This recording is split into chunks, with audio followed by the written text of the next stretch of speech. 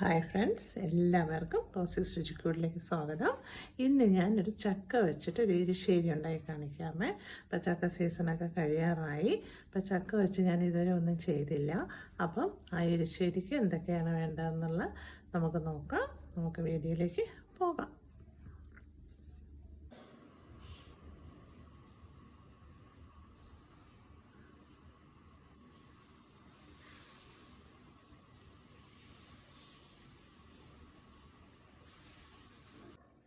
അപ്പോൾ നമുക്ക് ചക്ക എരിശ്ശേരിക്ക് ആവശ്യമായ സാധനങ്ങൾ എന്തൊക്കെയെന്ന് നോക്കാം. ഞാനിപ്പോൾ ചക്ക ചെറുതായിട്ട് അരിഞ്ഞ് വച്ചിട്ടുണ്ട്. 2-3 ചക്കക്കുരു എടുത്തിട്ടുള്ളൂ. എരിശ്ശേരിക്ക് ചക്കക്കുരുവിൻ്റെ ആവശ്യമില്ല. അപ്പോൾ ചക്ക നമുക്കിനി വേവിക്കണം. അപ്പം ഞാൻ കുക്കറിലാണ് വെക്കുന്നത്.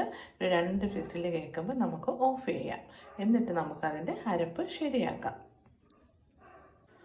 അപ്പോൾ ഞാൻ ചക്ക കുക്കറിലോട്ട് വെച്ചിട്ട് ഒരു ചെറിയ കപ്പിന് 1 കപ്പ് വെള്ളമാണ് ഞാൻ ഒഴിക്കുന്നത്. അപ്പോൾ ഇതിൻ്റെ ആവശ്യമേ ഉള്ളൂ. അപ്പോൾ 1 കപ്പ് വെള്ളം ഞാൻ ഒഴിക്കുന്നുണ്ട്. പിന്നെ നമുക്ക് കുറച്ച് ഉപ്പും കൂടെ ഇട്ട് വേവിച്ചെടുക്കാം. കുറച്ച് ഉപ്പും കൂടെ ഇട്ടിട്ട് നമുക്ക് വേവിച്ചെടുക്കാം. കുക്കറിൽ 2 വിസിൽ കേട്ടാൽ മതി. എന്നിട്ട് നമുക്ക് കുക്കർ അടുപ്പിലോട്ട് വയ്ക്കാം.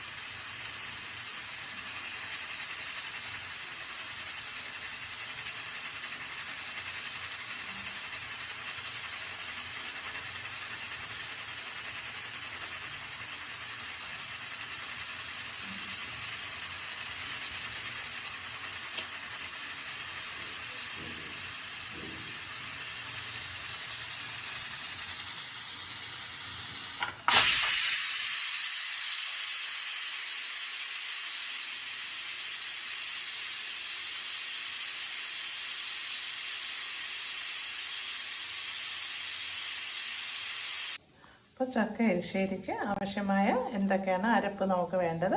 നമുക്ക് തേങ്ങ വേണം, കുറച്ച് തേങ്ങ, 1 കപ്പ് തേങ്ങ, പിന്നെ വെളുത്തുള്ളി വേണം, പിന്നെ കുറച്ച് മുളക് പൊടി, പിന്നെ നമുക്ക് ജീരകം, പിന്നെ നമുക്ക് മഞ്ഞൾപ്പൊടി, കറിവേപ്പില. ഇത് ഇത്രയാണ് നമുക്കിതിന് വേണ്ടുന്നത്. പിന്നെ ഇനി അവസാനം നമുക്ക് വറുത്തിടാൻ വേണ്ടി കുറച്ച് തേങ്ങ വേണം. അത് നമുക്ക് വേറെ എടുക്കാം. അപ്പോൾ ഇത്രയും സാധനങ്ങൾ നമുക്ക് അരച്ചുകൊണ്ട് വരാം. അപ്പം നമ്മൾ ചക്കയുടെ അരപ്പ് ഇവിടെ റെഡി ആയിട്ടുണ്ട്. ഇപ്പോൾ ചക്കയും നല്ലപോലെ വെന്ത് വന്നിട്ടുണ്ട്. ഇനി നമുക്കത് നല്ലപോലെ ഇട്ട് ഉടച്ച് ഈ അരപ്പും കൂടെ ഒഴിച്ച് ഒന്ന് ചൂടാക്കി നല്ലപോലെ ഉടച്ചെടുക്കാം. കുറച്ച് ലൂസാണ്. ചക്ക എരിശ്ശേരിയാണ് ഉണ്ടാക്കുന്നത്. അപ്പോൾ അത് നമുക്ക് നല്ലപോലെ ഒന്ന് ഉടച്ച് ഇച്ചിരി ഒന്ന് ലൂസാക്കി എടുക്കണം. അപ്പോൾ ചക്ക എരിശ്ശേരി ഇവിടെ റെഡി ആയിട്ടുണ്ട്. ഇനി നമ്മൾ നല്ലപോലെ ഒന്ന് കടുകൊക്കെ വറുത്ത് തേങ്ങയും കൂടെയൊക്കെ ഒന്ന് മൂപ്പിച്ച് ഇതിലേക്ക് ഒഴിക്കണം. അപ്പോൾ ചക്ക എരിശ്ശേരി റെഡിയാവും. ഇനി ഒന്ന് നല്ലപോലെ ഒന്ന് തിളച്ച് വന്നതിന് ശേഷം നമുക്ക് തീ ഓഫ് ചെയ്യാം.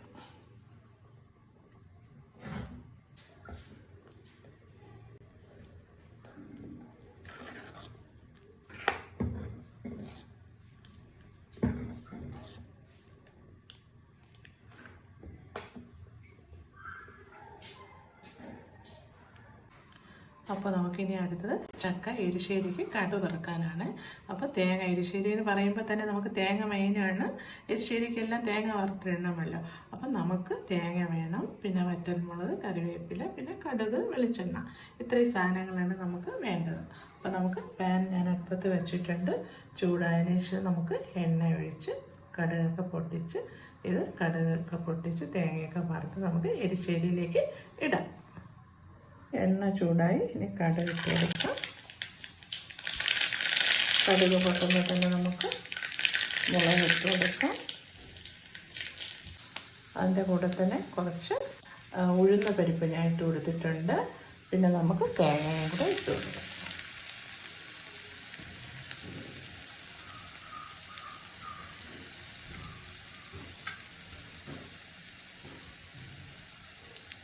കറിവേപ്പിലയും കൂടെ ഇട്ട് കൊടുക്കാം. എല്ലാം കൂടി ഒന്ന് മൂത്ത് വന്നിട്ട് നമുക്ക് എരിശ്ശേരിയിലോട്ട് ഒഴിക്കാം.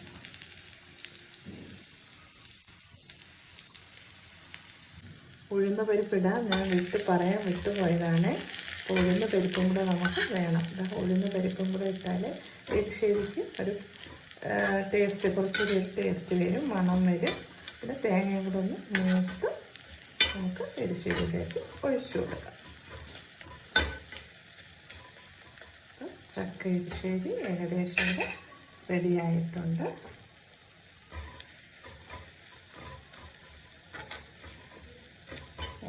തേങ്ങ നല്ലൊരു മൂത്ത മണം വരും.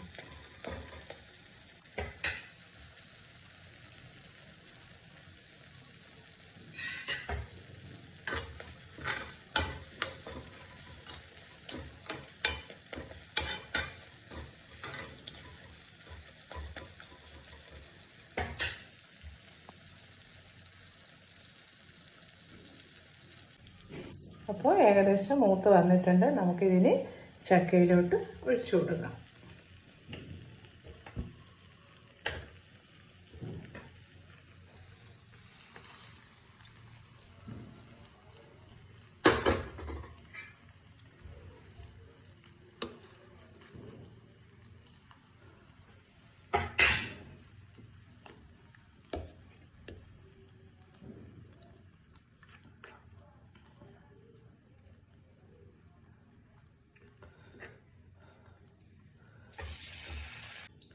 അപ്പോൾ ചക്ക എരിശ്ശേരി ഇവിടെ റെഡിയായി വന്നിട്ടുണ്ട്.